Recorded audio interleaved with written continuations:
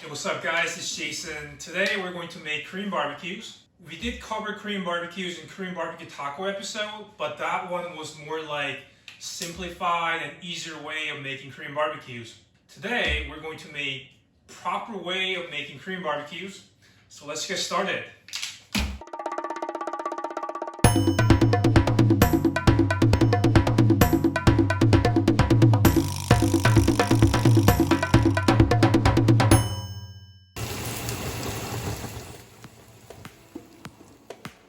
As you can see, we have two kinds of short ribs here. They are about 5 pounds total. One is just regular Korean style short ribs that have been cut into about 1/4 of an inch. These can be found at any Korean grocery markets, and also, by my experience, they are sometimes in Mexican or other Asian grocery markets as well. On the other side, we have a thick cut of short ribs. They're from Costco. As you can tell, they are boneless and thick. All we need to do for this one is slice it longwise about 1/4 of an inch, just to match the thickness of our Korean short ribs, so the marinade can penetrate into them at the same rate. Taste-wise, they're identical, so use whichever one you prefer. Once that's done, get a pot full of cold water. If you don't have cold water, just dump a few cups of ice. It's going to work the same. We are doing this to eliminate blood in the short ribs and also the residue that's on the surface of the meat. After about 2 hours, you'll notice water is really red. At that point, drain all of the water in the pot, rinse them out with fresh water, and drain again. Set it aside, and it is time to make our marinade.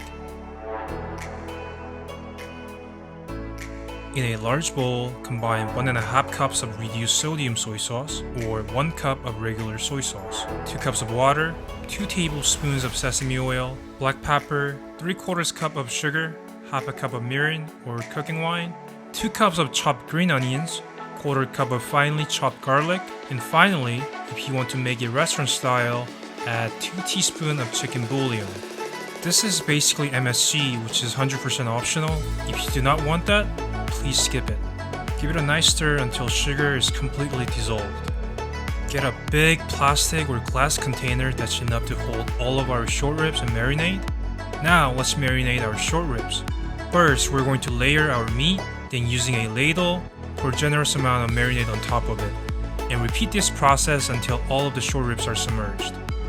Cover with plastic wrap and close the lid. We have to marinate our Galbi at least overnight in a refrigerator. You can marinate up to 3 days. Any longer than that, the marinade can actually break down the protein too much that the texture wouldn't be pleasant at all.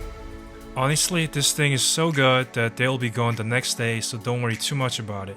After a long 1-day wait, we can finally cook some Korean barbecue. On a large skillet over medium heat, lay down the Korean barbecues. Unlike cooking steaks, we actually want to move around and flip it over several times so the sauce doesn't burn.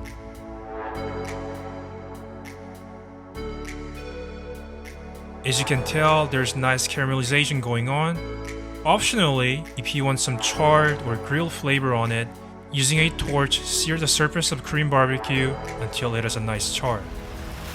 Lastly, we're going to slice them using a scissor. This is how it's always done at Korean barbecue restaurants, so we have to follow the rule.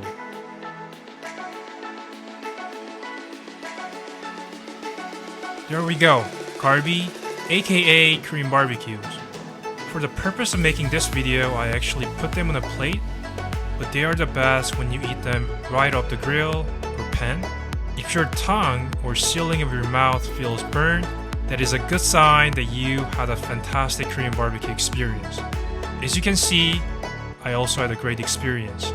Alright, moving on, I'm going to share another Korean barbecue using super thinly sliced beef and sliced pork. They are known as Bulgogi in Korean. Bul means fire and gogi means meat, so literally it means fire meat. We're going to slice green onions and half of big onions. Get 2 large bowls and drop the onions in. What we have here is 1 pound of some kind of sliced beef from Korean market. I believe it is either chuck or tri-tip. On the other side, we have 1 pound of sliced pork. If they are too big, run your knife through it once or twice. Put them in the same bowl as the onions. Now, in each bowl, let's add 3 to 4 tablespoons of reduced sodium soy sauce, 2 tablespoons of sugar, 2 tablespoons of chopped garlic, 1 tablespoon of sesame oil, black pepper. Finally, we are going to add 1 tablespoon of mirin, or in my case, just soju.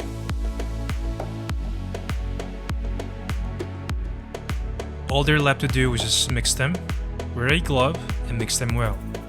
Unlike Korean short ribs, bulgogi is made with super thinly sliced meat that it doesn't need to be marinated at all. However, if you do want to marinate it, by all means, do it. Otherwise, let's just heat up our pan, drizzle a little bit of canola oil, and cook these bad boys.